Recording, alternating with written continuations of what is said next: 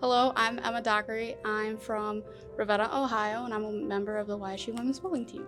Okay, so my major is accounting, and I like numbers, but I didn't like geometry, so I was like, let's give accounting a try. So I did, and after school, I'm not really sure what I want to do. I don't know if I want to go to law school. I don't know if I want to get my CPA, so I'm just kind of riding this year out until I figure it out. So I'm from Ravenna, Ohio, but technically I went to Crestwood High School, which is in Manaway, so I lived in a township, which is closer to the other city, but I grew up in a very small town. I grew up behind a cornfield, across from a nature preserve.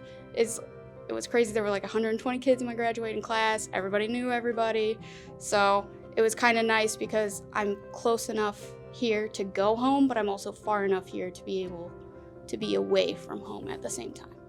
So I got started in bowling when I was 5, but it was actually because my brothers and my cousins bowled in a Saturday morning league, and I didn't want to sit and watch them, and my parents refused to give me money for the arcade.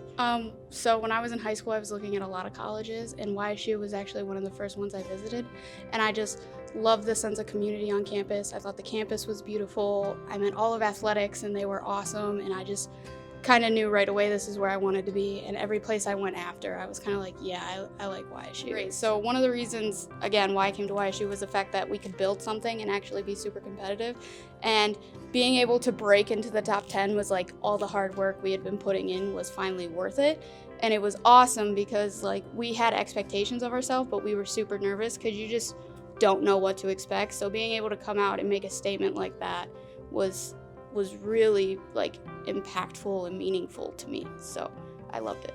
Okay, so my favorite part about being a Penguin is the fact that I get to enjoy being with the people who love what I do as much as I do, so that's pretty awesome. And then I also enjoy being able to hang out with the girls on campus and just the overall sense of community I get at YSU.